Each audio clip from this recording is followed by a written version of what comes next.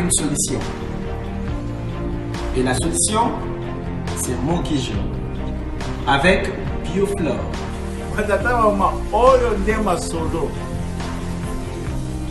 Bioflore. Oyo esili baposa batunyoso.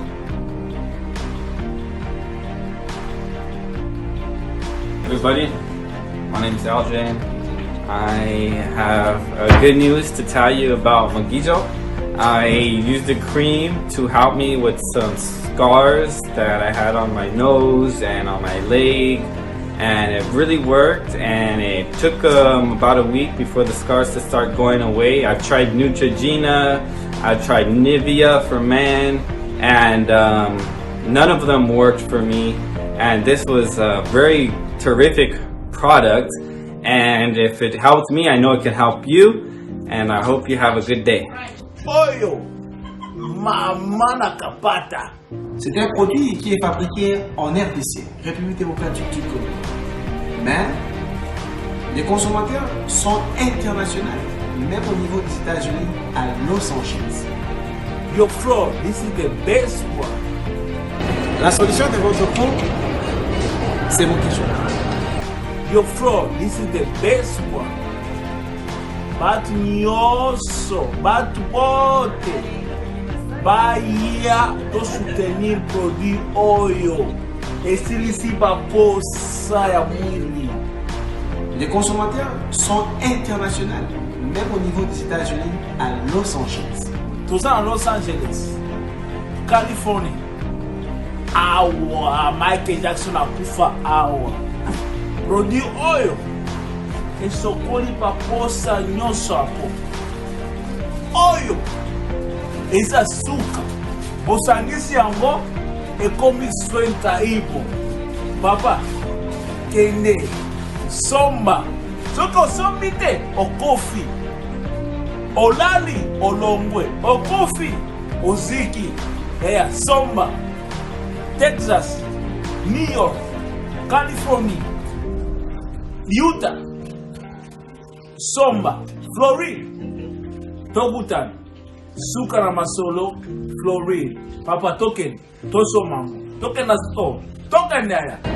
Je peux juste vous rassurer qu'avec ces produits, beaucoup de gens ont senti une transformation dans leur vie. Pourquoi ne pas essayer le produit Mokijo chez vous? Et vous aussi, vous serez parmi ceux-là et qui vous montreront comme ça. Is the best.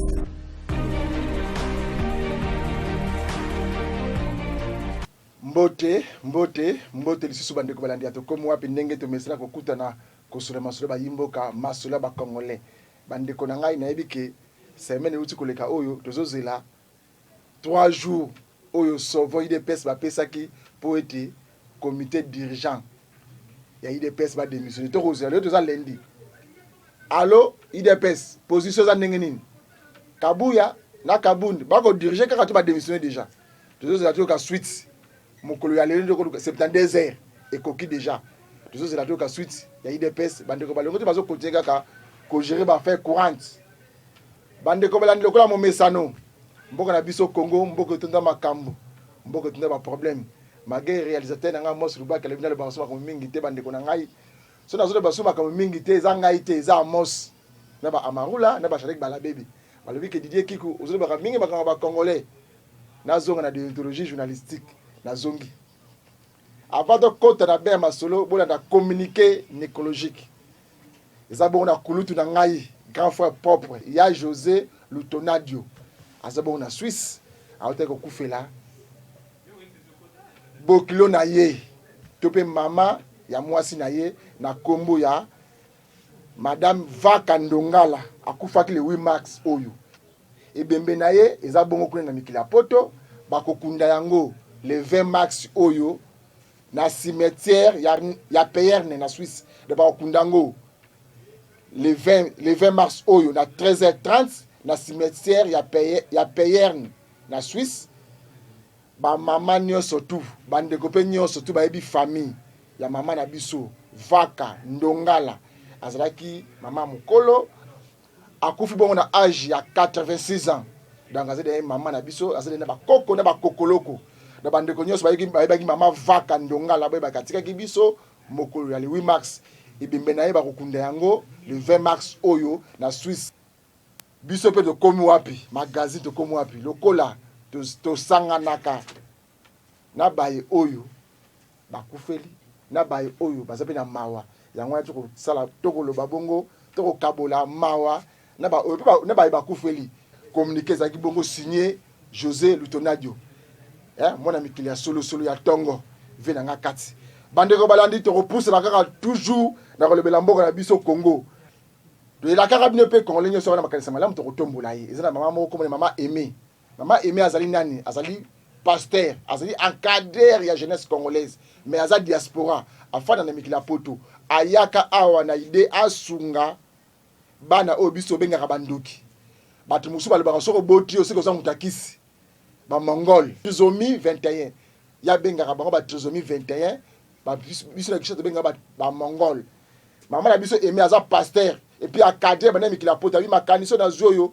ye moko abotata mwana moko te ya mongole mais azwi makanisi ya koede ya kosala ke ete bamongole baza na journée internationale yango na journée internationale na bango ya bamongole ifeza le 21 oyo le 21 mars oyo alobi a proposé une marche bake déposer memo na kati ya pays du peuple bayeba pe kokota journée bandeko oyo baza délaissé balobaka te babenga bango bandeko bafaye mosusu abwakisa bango tokotika memo na pays du peuple mais bona na cérémonie oyo esalamaki samedi oyo na Sainte-Thérèse lokola momesano mama pasteur Aimé alobaki bana oyo ata bino bobwaki ata l'état congolais ezala na place ya kotia bango te ngai na place ya kotia bango et puis asengi l'état congolais ndenge bokokende makambo ba enseignement oyo boluka pe place ya kotanga ya ofele ya bandeko na biso ba mongole trisomie 21 eza mama Aimé numéro na ezali 0033 65 91 45 398 numéro ya mama Aimé ezali boye plus 33 65 914 53 98 eza bo numéro ya mama Aimé bolanda bongo siko descente na biso ezaki bongo na commune Njili na Sainte-Thérèse na kati église Sainte-Thérèse mama asaki journée spéciale aliaki na ba trisomie 21 ba mongole aliaki na bango amelaki na bango et puis asaki conférence de presse ba ONG pe belé yaki wana lokola mama na bisa dyslexie ye passe laki wana ko accompagner ndeko na ye ba mongole elongo bolanda bongo descente na biso kuna tozaki bongo na Jéri Ngala Mulumi.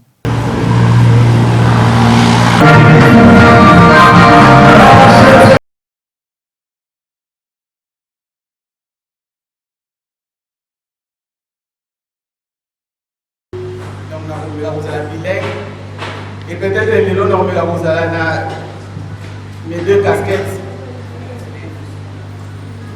Donc nous allons commencer d'abord par remercier tous les invités qui sont là. Et je vais commencer à remercier particulièrement Maman Nadine, promoteur de l'école Les Amis de Daniel, pour la présence, pour la disponibilité, parce que c'est quelqu'un qui a ça quand même l'occupation élevée. Mais je suis professionnel, je suis diplômé. Et c'est de par cette formation que j'ai comprendre c'est quoi la trisomie. Et je ne pouvais pas rester insensible à ça, parce que quand mon père est ignorant, et je m'étais décidé à aller auprès de ses parents d'enfants trisomiques pour les accompagner, pour leur expliquer c'est quoi la trisomie et aussi les accompagner dans le combat haut. Alors d'une part, Nazali aussi évangéliste, je sers le Seigneur. Jean 5, Otomo Ila Jesco, ce n'est pas hasard. Jean 5, c'est une histoire biblique, histoire de Bethsaïda. Quand le Seigneur m'a mis à cœur pour la bana, je parle bien du Seigneur. Pourquoi? Parce que je faisais autre chose. Mais le Seigneur m'a mis à cœur de laisser ce que j'étais en train de faire pour aller faire la formation. Mais je ne savais pas que ça allait finir là. Alors, le Seigneur m'a montré cette piscine de Bethsaïda. Cet homme qui était resté seul à la piscine, sans le secours des hommes. Cet homme, il était malade, handicapé. Il avait un problème. Alors, il y a une solution, comme votre suspect bazala qui n'a ici kawal. Alors, ici on voit la Bible, ils ont la service ok. Batunyo so bazala qui n'a ici kawal, bazwa di secours na bango, parce que condition ezala qui wala, komi kwa kana mai dès que l'ange a secoué mai. Et vu la situation où il y a zala qui n'a pas, il ne pouvait pas se jeter dans l'eau. Voilà, cet homme, il était resté seul.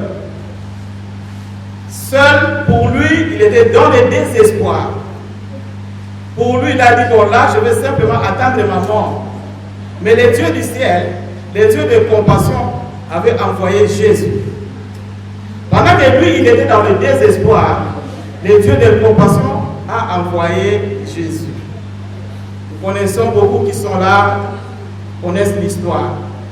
Alors, le Seigneur, dans cette vision, m'avait montré que ces enfants-là, et comme cet homme-là, qui est resté seul dans ton pays, et bien, parce que on a besoin, c'est vrai, tout ce monde a tout ce monde a délaissé la fille mère, mais personne ne faisait qu'à la banane. Voilà, le Seigneur m'a fait cette révélation. Je n'avais pas hésité. Ce que j'ai gagné quand je travaillais là, ça n'a rien à voir avec ce que je gagne aujourd'hui quand je travaille auprès de ces enfants. Il n'y a pas photo. Mais c'est quelque chose qui me valorise. Travailler auprès de ces enfants, ça me valorise. Je me sens très utile à la société française. J'ai la possibilité d'aller voir, d'entrer au palais, dans l'Élysée à cause de ces enfants-là. Alors, j'étais venu ici en 2014. Je suis venu à maman et je suis venu à santé. Je parlé avec Bango, je expliqué avec Bango, je suis organisé la raison pour monter. Pour moi, c'était simplement expliquer à maman pour faire tomber toutes les idées reçues. Mais ça rayonnait tellement, ça montait tellement dans mon cœur, je ne pouvais pas les laisser. Je vais expliquer Bango, mais après. Donc voilà comment la Bandaki Wana, il fallait qu'on sensibiliser le grand public, pour sensibiliser Badonion sur l'ignorance, dans les gars de émission. C'était pour la première fois que nous avons trisomie 21 en 2015. C'était encore Nicole, le DG de Nicole Dibamboua. Voilà, qui nous avait reçus. Vous allez être vraiment heureux de avoir un projet Wana. Donc, on va aller Bandaki en 2015. Et dans le cas qui est là, moi, tout, on a une école particulièrement Bondego. Il faut constater que même dans Bondego, il n'y a pas un projet de vie pour la Bana trisomie ou autiste. Bana o bazar ba projet spécialisé. Na kutana monsieur Nabé, na kutana directeur de l'école, ils sont pas ça. Ils ont comment vous dur, ils ont facilité, mais ils ont fait impossibilité que tout pour arriver. Parce que il y a 50 ans en arrière aussi, ils étaient aussi dans l'ignorance. Comment qui peut bannir, qui peut bannir. Mais il a fallu un jour, mes parents vont se poser la question. Au soir, mes parents vont se réunir. Mes parents vont se changer entre eux pour pouvoir trouver la solution. D'ailleurs, ça a toujours mes parents qui ce sont les fruits de vos entrailles. Et Bible nous dit, je bénirai les fruits de tes entrailles. Mais pas non, il y a malédiction parce que simplement à un handicap. Alors que moi, je suis innocent. La nature est celle qui est bref, pas oyo, mais pas incapabilité. Pas plein de choses. Mais je sais accompagner. Ceux qui n'ont pas les parents, Je crois dernièrement, maman Nadine a levé les sur les campagnes. On a ça parenté, mais dans ça, insensible. J'arrive pas. D'abord, il faut la awate. Parce que beaucoup m'ont interdit. Babi kanisa ba na yo. To ebi ne yo ko da ba na wana me kanisa ba na yo. Tala makamuzo le kana kisasa tala ndeki ba lobi. Tala internet e lobi. Me ngana lobi nganza ba lobi na ngana kende. Alors, ce qui a je bénis Dieu. Partager mon rôle parce que c'est une promesse qu'on a baissé déjà. Donc pendant 5 ans, il n'y a pas des avancées parce que la démarche jusqu'au Salaka et à côté s'arrêter. N'évitez pas, peut-être dans ce salon, pas de soutien. Mais je continue toujours à le faire. Pendant 5 ans, on a eu la sensibilisation, information, on a accompagné dans moi petit moyen dans la. Et bien, il y a des parents qui ont parce que pour la bango, il fallait que on a soumis basaki à l'osso, on a soumis le carton à soso, on a PCP bango. On a examiné le devenir il y a pas d'accord. La salle pédagogique, il y a monté la société qui a créé l'école. Quand on a créé l'école, si on a créé l'école, on a dit moi, la disait que vous avez été pour si on a créé l'école, on a l'intiment qui était que l'école parce que ma coquille est la base qui a la base qui a 4 élèves. Il faut au moins une 60aine de 70. Mais pourquoi pas dans le il faut qu'il y a moyen. Ça veut dire que le moyen est raté. D'abord, on remercie Mimi, maman aimée. En dans moi, il y a trisomie. Mais volonté, amour à Zanango, ou qui a Zanango, à Zoya à l'Oué, Mboka pour 7 ans, pour la Aya. À partager le pied où Azan a bino maman. Pourquoi? Parce que Azan n'a pas bino maman, mais Azan a essayé. Comment n'a pas nous? Parce que je suis sûre, maman, tant Azan n'a pas ils ont motivé. Plus ils ont motivé, ça à continuer à vous. Merci Bandeko Balandi à Tokomwa, puis que moi, oh, il y a une maman est belé, maman a bonne volonté. Baye mingi misusu balanda kambela makonza mboka ba diaspora boya kotonga na mboka na bino ba diaspora bo ba sagesse ba kanis na bino mais ape na mama moko abanda ideo kala ya komema trisomie 21 za nini na Congo to bengaka bango ba mongol ba misusu balobaka soki mutu azumbonga kisi na botaka bana wana ba misusu balobaka ba bengaka bango bandoki misusu bango na itité bango na société te mais na ndeko moko ya mwasi ayivaka na Congo te Aïvana Mikila Bapaya, ngana kotikala na poto te na kofanda pe na polifona na mboka na nga Congo, a risqué ba vie na ye eza bongo mama aimé. Conférence et débat ya journée na bango. Na mela bino yemo mama aimé, to meka kosola na ye. Lelo mbote mama. Mbote Didier. Yemo se présenter, oui Didier Kiko. Ba ngana lobi déjà. Bonne santé maman. En tout cas santé za bien na ngolo nzambe. Maman ba ngora virus te yeka na mboka oyo pona kosunga. Ba Congolais na ba Congolaise oh yo moko botata mona moko te lokola Mongol. Oui na bangité parce que waza kati na ngai o apesa nga mission oyo aza likolo ya coronavirus. C'est vrai que bato bandingisa kinga ba biko kende te boyebi leki boye ba mati e ba kiti mais tellement que nazaki na conviction na kati na ngai que je devais venir pour accomplir cette mission.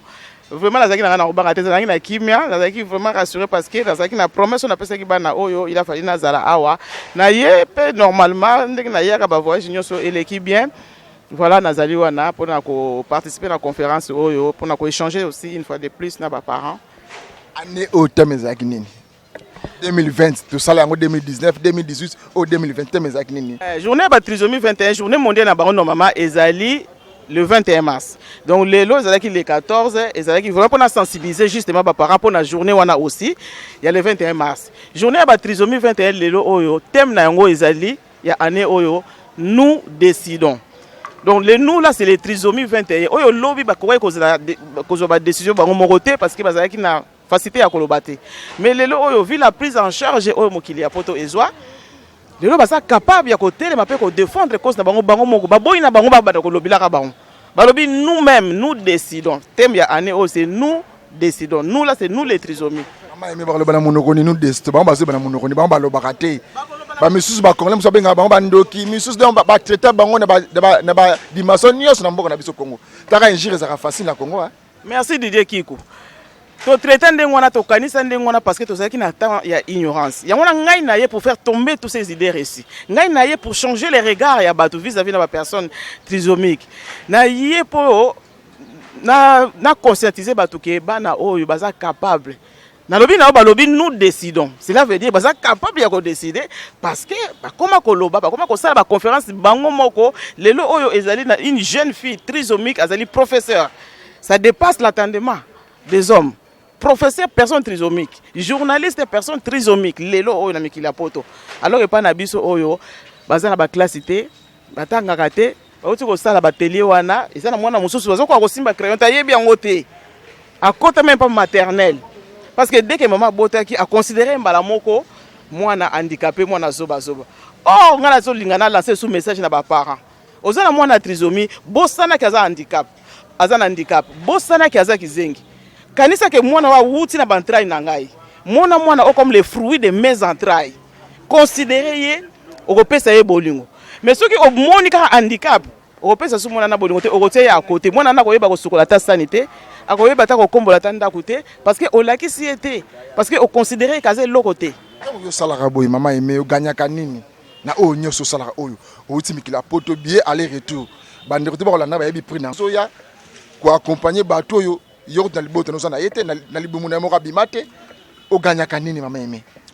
Oui na ganyaka nini eza question o batu na ngala sur interview na ganyaka kozala utile kozala auprès ya bano ba personne trisomique o découvrir makambo ebele o découvrir ba trésor caché na kati na bango et puis o se sentir utile komona ke mwana azaki incapable ya osala eloko okomi komona ya komi ko réaliser ba biloko moko boye akomi ko sala ba art moko boye akomi ko sala ba tableau moko boye parce que ngana accompagner ye na détecter na kati ya mwana oyo na eloko moko atake moboti te to bota bana okoyiba mwana na yo kana ngazo sakana mwana ko sala ozala boye mwana ko yeba boye e bana wana pe bazana ba trésor eza caché. Oh, attaque mon bot, il faut le découvrir. Cause là auprès à bana, oh, je me sens utile. Alors na lingi ke bana pe amboka na biso ba trisomique ba comme pe utile na kata société. Na ganyaka nini? Na lingi ke dans les années à venir, na mona ke to comme na ba centre ya ba personnes handicapées mentales. Na koloba ke cette idée est venue de moi. Je me sens utile, je me sens valorisé. C'est tout ce que je gagne. Bon maman, le 21 oyo, le 21 mars, activité ngo kozaka na kata salle oyo, au préparer milieu longo ndenge ni za pe place nini. Le 21 mars, Tokobeta Soumbela, tu as na place de départ, mais tu as chuté dans le Parlement. Donc là, tu as essayé de voir l'association Moussousou, place de départ. Pour que tu chuté dans le Parlement, et si tu as voté Mibeko, et si tu as voté la loi, il faut voter loi sur les enfants trisomiques. Et puis, journée où ils ont la journée où ils ont la reconnue dans le Parlement, le 21 mars, c'est la journée, il y a trisomie 21. Mais tu as soumbela pour na ba maman point de rencontre na biso pour na chiter na parlement. Tu as capé msuka na nzela micro na yo d'ici na semaine au cas peut-être après lobby. Moi de la femme maman, nous avons maman, pasteur, maman fondatrice de l'association GESCO. Tu as ma titre belé mais ça nous repose maman tout ba kolanda biso siko. Ça moi na bineti. Moi de la femme, ni na ibsa maman moko moi de la femme. Ezab maman ola tali putate. Moi de la femme ezali yo maman mi kanisa tant que moi si. Moi ça moto apporta ka vie. Moi ça moto apportera toujours quelque chose ici ko zali. En tant que maman, et loko nini yo aussi o apporter na libota na yo, to pe na vie ya bana yo, to pe na kati ya société oyo to zali. Tozo ko lela tozo ko condamner bato mususu bata politique mais yo moko en tant que femme. Et loko nini oyo aussi o apporter na kati ya mboka o. Il faut to réfléchir, il faut to sala ba analyse comme la masanga ko langwa te elingi ko loba eloko te. Donc moi de la femme parce que un jour ezaki na maman moko kaka a telemaki pour na ko senga égalité wana. Moi ça ko kaki ko sala te, moi ça ko kaki ko voter te. Maman on a telemi alobi mais non. To bota makabiso moko na nzela ya mwasi. Toke ba classe to bani maternelle secondaire biso nyos. Mais à un certain niveau, pour le bien, moi, si vous n'avez pas mobile, mais non. Maman wana buni bitumba wana ti alongi ba maman musu balandi ndengi ngai na pe lelo to komi ko sepela moi de la femme ezalaki combat o muninga mwasi abundaki pona ko valoriser mwasi oyo poso bunda lelo pona journée internationale bandeko na biso ba mongol ezala trisomie 21. Oui, bandeko balande de bisaki bino to awa na Sainte Thérèse na Sainte Église to yaka awa chaque fois le to sabo pona bandeko ya trisonomie 21 da bandeko obenga mingi ba mongol mais to moni pe maman moko to te ko ya mikolo leki na plateau na biso ya dyslexie ayepe ko participer to tuna présence na awa ezo marqué na ba congolais nini mbote maman mbote papa bonne santé. Santé très bien par la grâce de Dieu. Yamba mikolo uti koleka pona ba problème kaka oyo ya bana bozo ka solution ba congolais bino ba diaspora de moni présence na ba congolais ba yeba awa présence na marqué nini. Vraiment tout d'abord non na remercier maman Aimée na idée vraiment kitoko oyo na ona kati mboka na biso dans biso oyo to uti na mboka ba paya to yekoli ebele to yekoli valeur ya mutu surtout mutu azo vivre na condition handicap biso na Afrika to zo négliger bango mindele ba prendre biso que bato lolenge ya bongo baza utile na kati ya ba foyer na kati ya ba société vraiment na epé ko apprendre ma ebele ngamo pe na eba kité oyo bana to benga ba mongol baza capable du tout sauf que rien na kati ya mabota na biso vraiment idée on a apprécié en gros connaissance azo pesa na ba famille pe azo pesa na kati ya mboka. OK, ya yosko conférence ya ba dyslexie yo comme ça présidente mutu ya yambo na Congo ko bimisa mo dyslexie oyo ba congolais ba yebaka te to ndemo na mutu azo bossa na makambo mutu azo rêver OK mona na kati dictionnaire ezala yo bimisi yango lelo yo conférence ça m'koni biso tozo préparer conférence na biso le 21 mars oyo ndenge na lobaki na plateau papa tozo bongisa place tozo confirmation mais date aussi to bongisi et koza le 21 mars oyo donc tozo bengisa ba enseignant tozo bengisa ba parents pe tozo bengisa tout le monde quoi pour bazo connaissance ya dyslexie parce que dyslexie na obara papa ezo concerner presque tout le monde na ba foyer nyonso peut-être na foyer mususu bozana mwana ya oyo azali na handicap physique bezo mwana na te mais visible dyslexie ezali ezo concerner mutu tout aya ko ka message journée wana te ba ndenge ni to ko soutenir bana na biso surtout vraiment nazo beta c'était na ba pasteur boya po bani belé bokanga bango bandoki po azo kokotanga te na kata classe mais mwana wana ndelo na ko bisabino que azali dyslexie azana handicap invisible oyo mona na raté.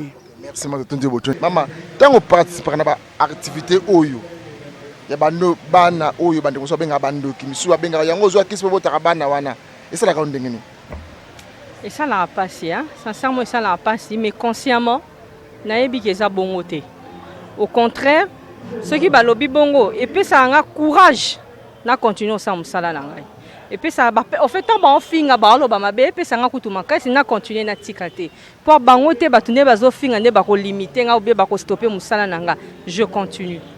Est-ce que la cimetière au salaire on gagne rien? Na gagne que l'autre côté. Je ne gagne rien là-dedans. En tout cas, et l'autre côté, il faut titer et l'autre côté. Ni ne pour ça que au salaire on sala bolamu oyo ya ko aider bana oyo bande ko so benga ba mongol ba misu ba benga ba ndoki ba mvutima ba bota na mbonga kisi. En tout cas, ni netindanga na salango eza bolingo. Na français ba benga amour du prochain. Bolingo naza nango pona bana wana bolingo naza nango parce que ba mususu bazo bois ki sabango nga na préféré nazwa bango. Mais nous avons repensé bande ko bolanda biso siko partout dans le monde oyo ba neglijaka bana na wana minga mona ka bango utilité na société za la raté bine bozo mona ba ça utile na monde na société pe na mokili mobimba. En tout cas bo abandonner bango te. C'est vrai que handicap est salemi mais basa bikela mwanzambe lokola batunyo so baza na mitema baza na makile zo tambola bango loko les otam na biso mais handicap et monani skoto sanini toko boka bango te au contraire to sunga bango jour musu un jour ekoko maketo sala sona mokilo te bakoza na charge ya nani soki biso to préparer à venir na bango sikoyo te tozo bundana maman aimé biso nyoso union fait la force pour na to préparer à venir ya bana oyo mais makoki mutezo zanga biso Di bande ko balandi atoko mpe mona sengo tala mama oyo mama aimé aza pasteur asala kana bila mikila poto na libota na ye mwana boya zate ye moko ba bota ta mwana bote malobi te na boyi un jour nzamba tu na nga na tindaka yo congolais na pesa ko makanisa malamu nino osaka na mayele wana parce que mingi to robosa na ke un jour jugement ezali un jour tokokufa bandeko nanga bokotala biso naza pasteur te mais na mwa mokie oyo nayebi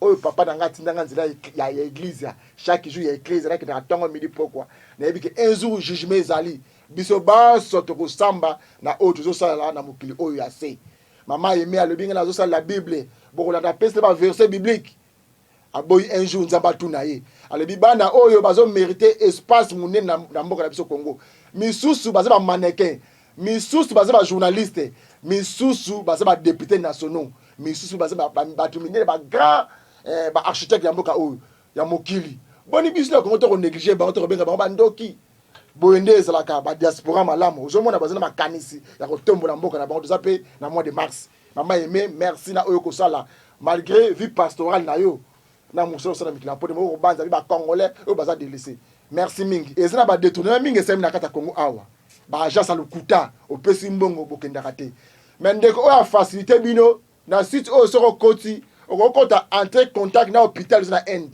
o que nous traitement malamu ba traitement o to pe baza spécialisé na nini stérilité ay bandeko na ngai o balingaka mingo to sali 30 ans 15 na mariage to bota raté et surtout que ce bolongla na zemité bo bengi na numéro oyo ko tina kata site oyo ba maladie pe belé lokla ba estomac ba tension ba maladie belé ya nzoto o bengi na numéro oyo to ko tina kata site oyo na liboya site oyo so ko ti makambutu eza ofele entrer ofele même demande il y a invitation à l'hôpital c'est gratuit yo ko futaka mbongo ya visa na billet makambutu bazo koma na opesa adresse o koma mukanda boy na kata site eza ofele eza ndeko na biso congolais ba numéro na eza wana oh stérilité 100 ans 90 ans benga na numéro oyo ndeko na ngai na kata site na yo soko koti okomona makambu nyonso tu kuna na kati na ba numéro na ya téléphone ya Congo yango ya NDP yango eza wana amosu ba kazo tsangu mupanzi wana beta okozwa makambu tu ozela ba contact to zana ngo bosenga okozwa na kata site ya ndeko oyo ndeko moko malamu to suki a mokolo malelo tikate kimi ya kolonzambe ezala na maboti na bino nde tukute mokolo malobi